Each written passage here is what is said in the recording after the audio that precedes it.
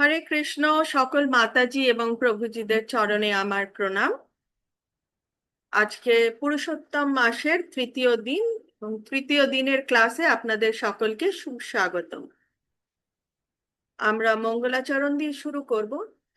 ওম অজ্ঞান তিমিরন্ধস্য জ্ঞানাঞ্জনশলাকয়া চক্ষুরুন্মিলিতম येन তস্मै শ্রী গুরুভ্যে নমঃ। শ্রী চৈতন্য মনোভীষ্টং স্থাপিতম येन ভূতলে स्वयं रूप कदा मह्यं ददाति स्वापदान्तिकं।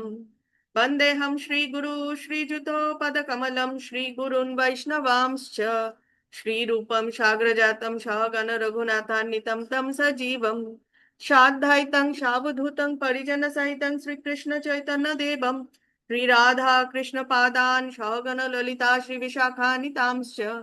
हे कृष्ण करुणा सिन्धु दीनबन्धु जगत्पते गोपेश गोपिका कांत श्री राधा कांत नमस्तुते।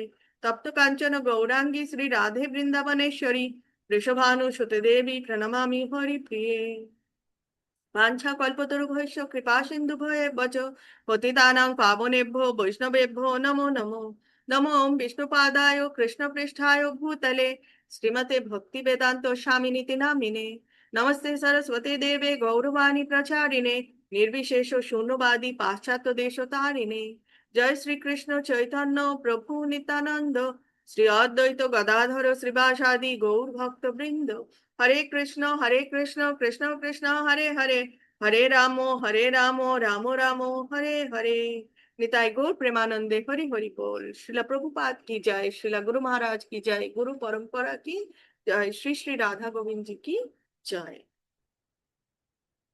আজকে দ্বিতীয় দিন, তৃতীয় দিন।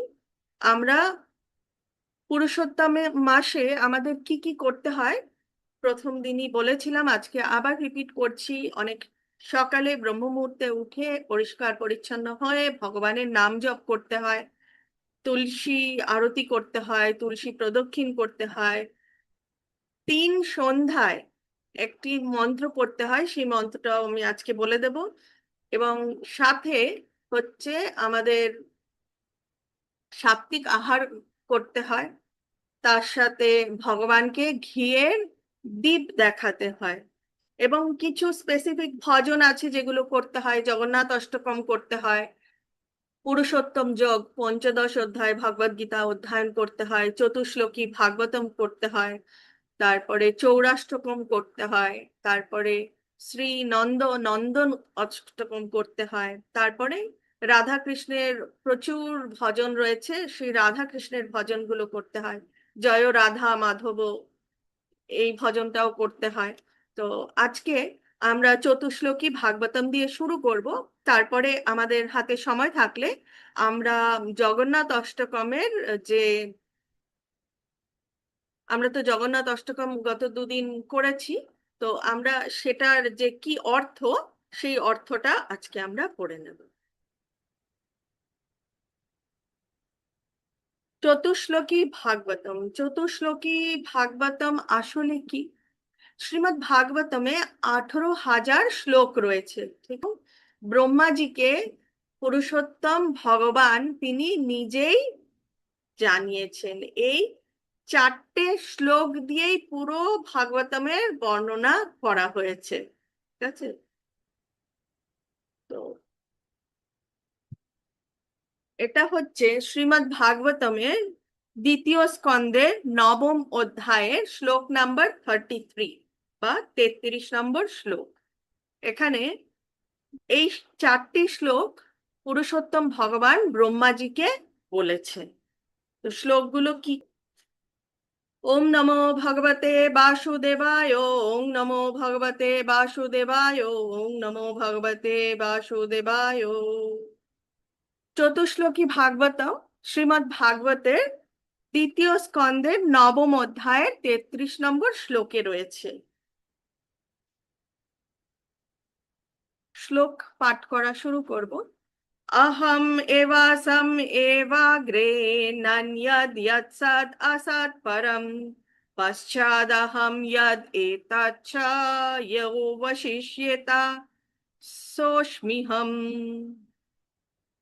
অনুবাদে আমরা পড়ে নেব। কি লেখা রয়েছে, অনুবাদে রয়েছে, হে ব্রহ্মা, সৃষ্টির পূর্বে পরমেশ্বর ভগবান আমি একমাত্র বর্তমান ছিলাম এবং তখন আমি ছাড়া আর অন্য কিছু ছিল না। এমনকি এই সৃষ্টির কারণীভূত প্রকৃতি পর্যন্তও ছিল না। সৃষ্টির পরেও একমাত্র আমি আছি এবং প্রলয়ের পরেও পরমেশ্বর ভগবান একমাত্র আমি অবশিষ্ট থাকব।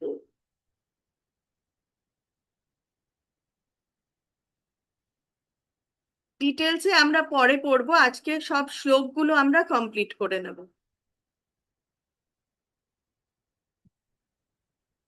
শ্লোক নাম্বার 34, কন্টিনিউয়েশন। হ্যাঁ, এটা হচ্ছে দ্বিতীয় স্কন্ধের নবম অধ্যায়, শ্লোক নাম্বার 34। হৃদर्थं यत् प्रतीयेत न प्रतीयेत चात्मनि तद्विद्यात् आत्मनो मायं यथा भासो यथा तमः। অনুবাদে বলা হয়েছে, ভগবান বলছেন, হে ব্রহ্মা, আমার সঙ্গে সম্পর্ক রহিত যদি কোনো কিছু অর্থপূর্ণ বলে প্রতীয়মান হয় তাহলে তার কোনো বাস্তবতা নেই। তাকে আমার মায়া বলে জেনো, যা হচ্ছে অন্ধকার এবং প্রতিবিম্বের মতো।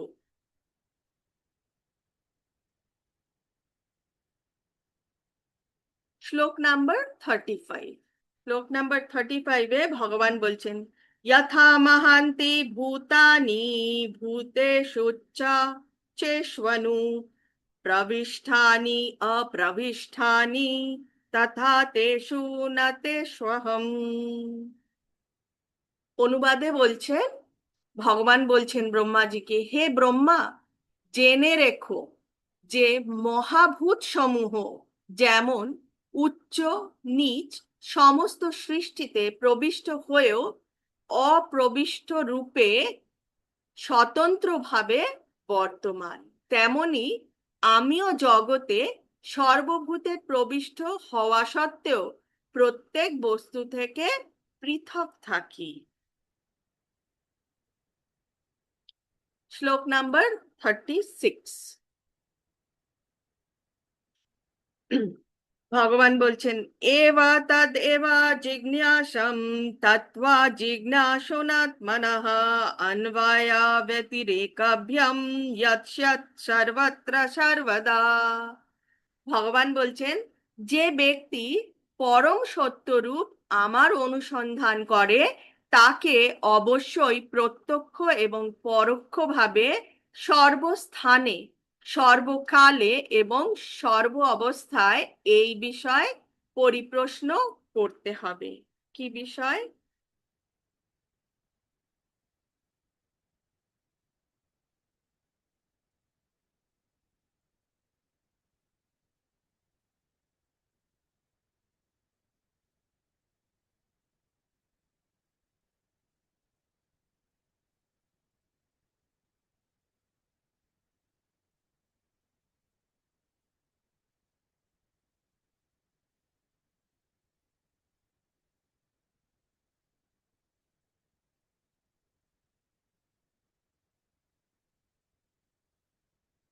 আচ্ছা, 4টা শ্লোক আমাদের হয়ে গেল। তো এখানে ভগবান কি বলতে চাইছেন ব্রহ্মাজিকে? ভগবান মানে যেই 4টে শ্লোক ব্রহ্মাজিকে বলেছেন সেই 4টে শ্লোক দিয়ে পুরো ভাগবতমটারই বর্ণনা হয়েছে। তো এখানে ভগবান বলছেন যে সৃষ্টির পূর্বে আমি একাই ছিলাম এবং তখন যে সৃষ্টির পূর্বের যে সময় সেই সময় আমি একাই ছিলাম এবং অন্য আর কেউ ছিল না। এমনকি এই জড়া প্রকৃতিও ছিল না। জড়া প্রকৃতির থেকেই তো সব রকম সবকিছুর মানে সবকিছু সৃষ্টি হচ্ছে এবং এই জড়া প্রকৃতিতেই রয়েছে। তো তাই বলছে এই জড়া প্রকৃতিও কিন্তু ছিল না। তো বলছেন যে সৃষ্টির পূর্বেও আমি ছিলাম, সৃষ্টির সময়েও আমি আছি এবং প্রলয়ের পরেও যা কিছু থাকবে সেটাও শুধু আমি থাকবো। শ্লোক নাম্বার 34-এ ভগবান বলছেন যে ও ব্রহ্মা, তুমি যা কিছু দেখতে পাচ্ছ চারিদিকে সেটার যদি কোনো মূল্য থাকে, কিন্তু সেই যা দেখছো যতই মূল্যবান হোক না কেন, যদি সেই বস্তুর সাথে আমার কোনো সম্পর্ক না থাকে, তাহলে মনে করবে সেটা অনিত্য, সেটা সত্য নয়। সেটা মনে করবে যে সেটা আমার বহিরঙ্গা শক্তি। এবং সেই বহিরঙ্গা শক্তিটা কি? সেটা যেটার প্রতিবিম্ব অন্ধকারে, আহ, অন্ধকারের মধ্যে থাকে। তো আমরা গতকাল পঞ্চদশ অধ্যায়ের প্রথম শ্লোকে আমরা কি দেখেছি? আমরা দেখেছি যে জড়া জগৎটা হচ্ছে সেই প্রতিবিম্ব। তো ঠিক সেই কথাই কিন্তু ভগবান এখানে এখানে ব্রহ্মাকেও সেই একই কথা বলছে যে আমার সাথে যদি কোনো সম্পর্ক না থাকে তাহলে মনে করবে সেটা অনিত্য এবং সেটা প্রতিবিম্ব মাত্র, সেটা কিন্তু সেই আসল বস্তু নয়। তৃতীয় শ্লোকে ভগবান বলছেন যে ও ব্রহ্মা, এটা জেনে রাখো যে এই যে সৃষ্টি হয়েছে, সেই সৃষ্টির মধ্যে, ঠিক আছে, সৃষ্টির মধ্যে যা কিছুই আছে সব আমি কিন্তু সবের মধ্যে আছি, এবং একই সময় সবের মধ্যে আমি নেই। তো ভগবান খুব সুন্দরভাবে বুঝিয়ে দিচ্ছে যে ভগবানের, আমরা কিন্তু ভিন্নাংশ। ভগবানের যে আহ, ভিন্নাংশ আমরা, তো তার জন্য আমাদের আত্মার সাথে কিন্তু পরমাত্মাও রয়েছে আমাদের মধ্যে, কিন্তু একই সময় ভগবান আমাদের মধ্যেও আছে কিন্তু আমাদের মধ্যে নেই। তিনি কোথায়? তিনি নিত্য বিরাজমান সর্ব সৃষ্টি, প্রতিটা ব্রহ্মাণ্ডের মধ্যে তিনি নিত্য বিরাজমান। তারপরে শ্লোক নাম্বার 36-এ বলছেন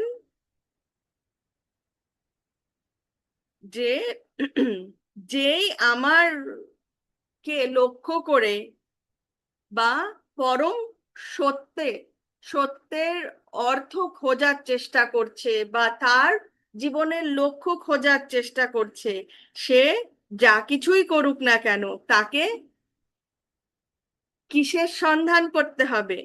তাকে সর্বক্ষণ সে যেখানেই থাকুক না কেন, যেই সময়ে থাকুক না কেন, সে হয়তোবা ডাইরেক্টলি বা ইনডাইরেক্টলি সে কিন্তু তাকে কিন্তু আমার সন্ধানই করতে হবে। যেটা আমরা দেখেছি যে ধ্যান যোগ ভগবান বলেছেন যে ধাপে ধাপে ধাপে ধাপে ধ্যান যোগের ধাপে ধাপে গিয়ে সেটা কোথায় পৌঁছয়? সেটা গিয়ে সমাধিতে পৌঁছয়। এবং সেই সমাধিতে আমরা এই জড়জগতের জীব, তার উপরে কলিযুগের ধাপে ধাপে সেই যে যোগের ধাপ, একটার পর একটার পর একটা, এবং সেখানে অনেক রকমের নির্দেশ রয়েছে, কঠিন কঠিন নির্দেশ রয়েছে, সেভাবে তো আমাদের পক্ষে সম্ভব না। তো আমরা ভক্তি যোগের দ্বারাই ঠিক সেই সমাধিতে ডাইরেক্টলি পৌঁছতে পারি। তো তার জন্য আমাদের কি করতে হবে? তার জন্য আমাদেরকে সর্বক্ষণ শ্রবণম কীর্তনম বিষ্ণু স্মরণম, তো সেটাই ভগবান কিন্তু এখানে 36 নম্বর শ্লোকে বলে দিয়েছেন যে সব সময় এবং সব জায়গাতেই আমাকে খুঁজতে হবে। ঠিক আছে? তো আমরা এখন জগন্নাথ অষ্টকমে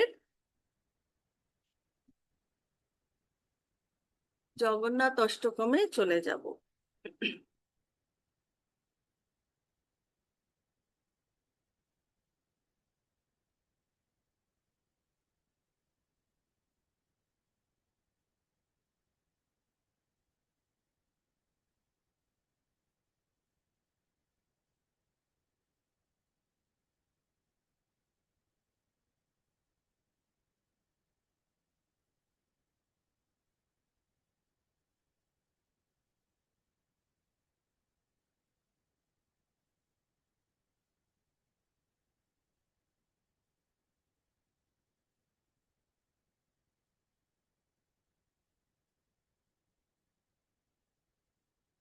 শ্রী শ্রী জগন্নাথ অষ্টকম কি জয়।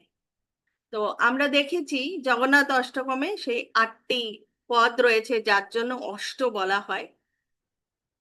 তো প্রথম শ্লোকে বলা হয়েছে কদাচিৎ কালিন্দী তট বিপিন সঙ্গীত তরল মুদাভিরি নারী বদন কমল স্বাদ মধুপ রমা শম্ভু ব্রহ্মা সুরপতি গণেশার্চিত পদ জগন্নাথ স্বামী নয়নপথগামী ভবতু মে।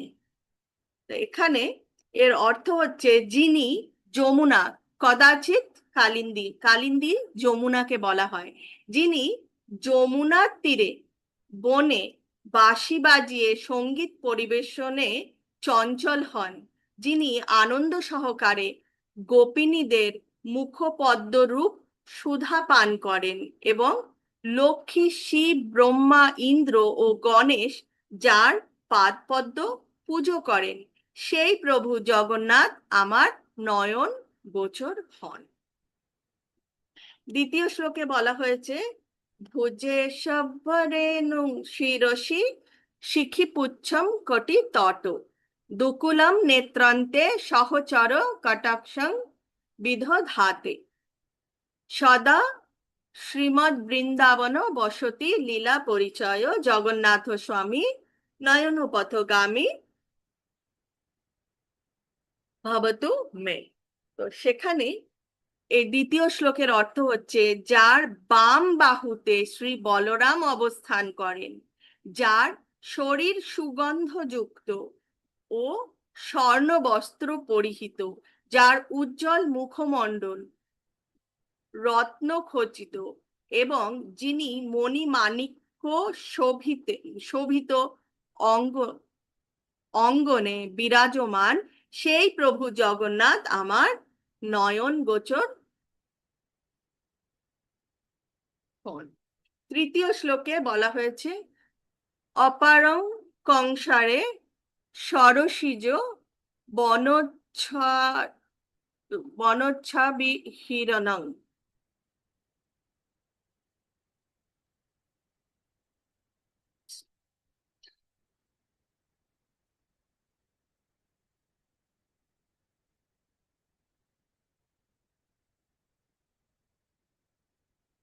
তৃতীয় শ্লোকে মহম ভোজ,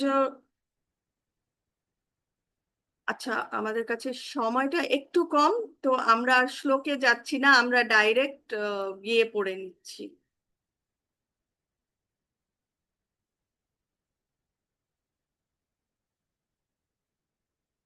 শ্রীকৃষ্ণ কংসারী লীলার সময় গোপিনীদের বিরহে ব্যাকুল হয়ে যাদের আহ্বান করেছিলেন এবং যিনি ভক্তদের প্রেমে আনন্দিত, সেই সর্বভুবন বন্দিত প্রভু জগন্নাথ আমার নয়ন গোচর হন।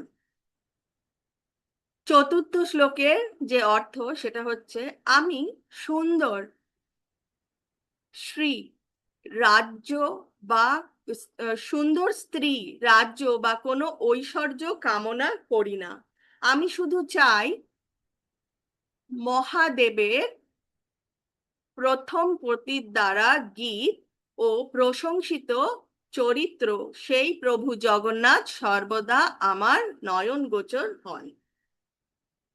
পঞ্চম শ্লোকে ভগবান ভগবানকে ভগবান জগন্নাথকে কি প্রার্থনা করা হচ্ছে, বলছেন হে সুরপতি, আমার এই অসার সংসার বন্ধন দ্রুত হরণ করুন।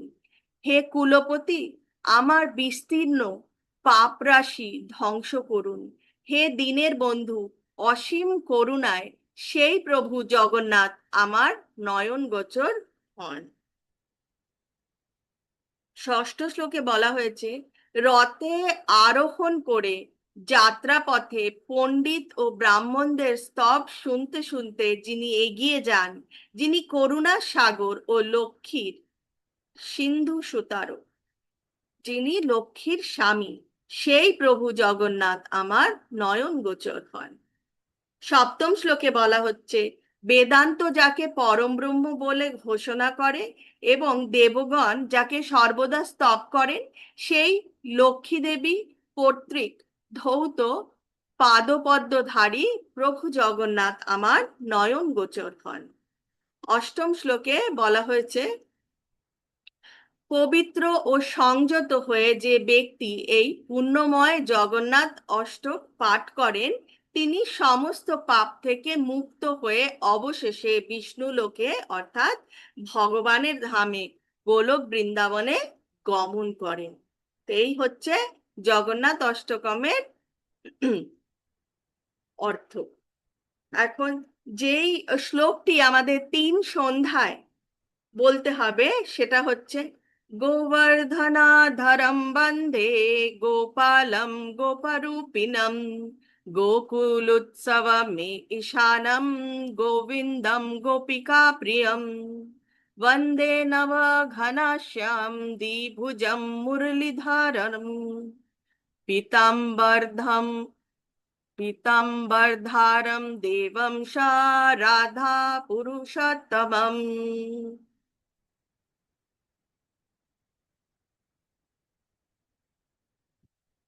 আরেকবার বলে নেব, গোবর্ধনাধরম বন্দে গোপালম গোপরূপিণম গোকুলোৎসবমেশানম গোবিন্দম গোপিকা প্রিয়ম वन्दे नवघनश्याम द्विभुजं मुरलीधरं पीताम्बरधरं देवं शारदां पुरुषोत्तमम्। गोवर्धनाधरं वन्दे गोपालं गोपरूपिणं गोकुलोत्सवमेशानं गोविन्दं गोपिकाप्रियम् वन्दे नवघनश्याम द्विभुजं मुरलीधरं पीताम्बरधरं देवं शारदां पुरुषोत्तमम्।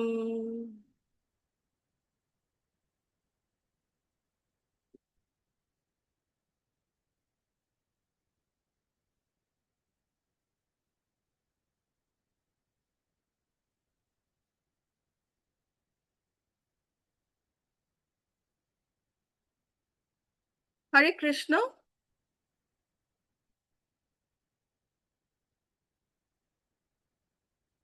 আমি আনমিউট অপশন অন করেছি, কারোর যদি কিছু বলার থাকে।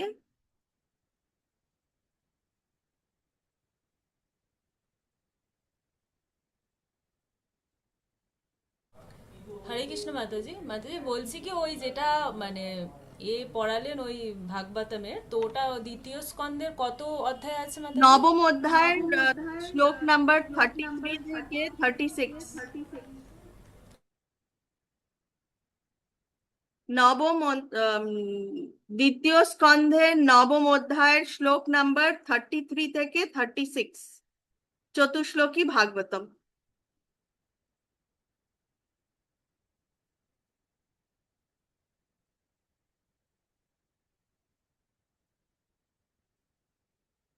হরে কৃষ্ণ। আর কারো কিছু বলার আছে?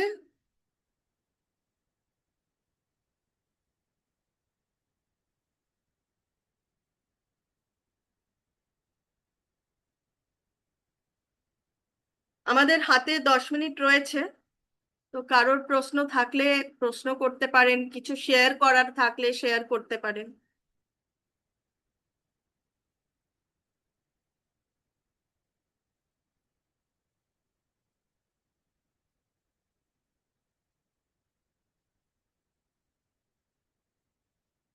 আর যদি বলেন তো তাহলে আমরা এই চতুশ্লোকী ভাগবতম আরেকবার চেষ্টা করতে পারি।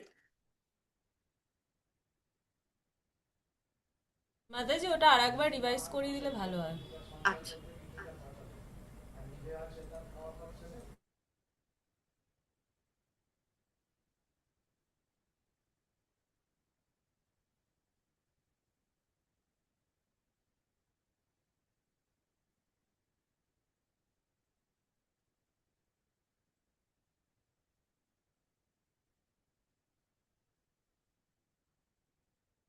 শ্লোক নাম্বার 33।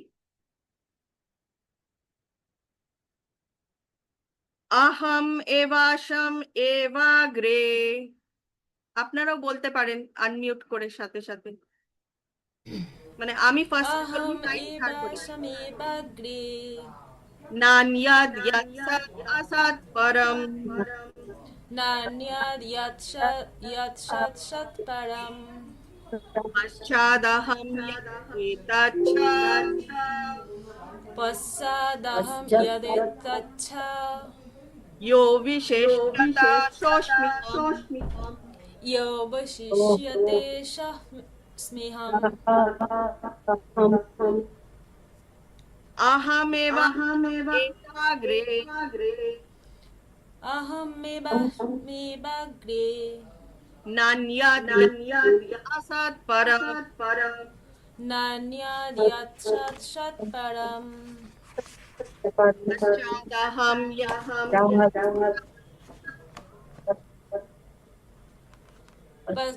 पश्चादहं यदेतच्छ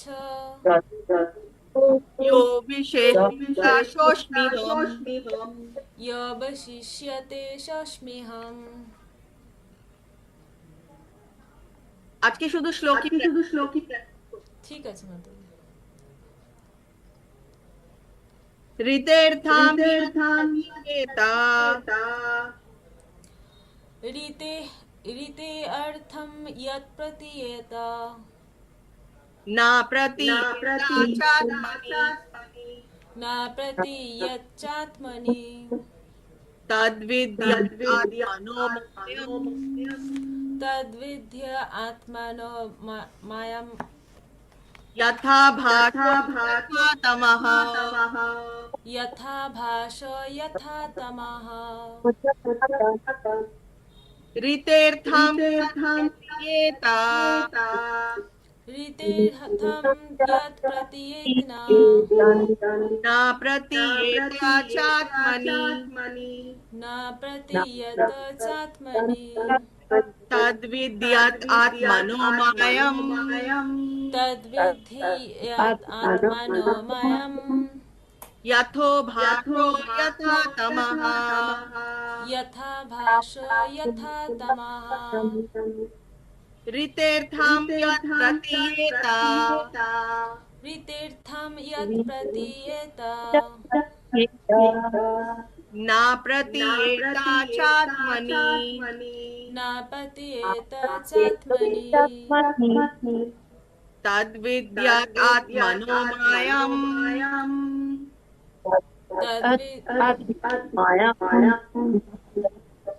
यथा भासो यथा तमः यथा भासो यथा तमः। শ্লোক নাম্বার 30।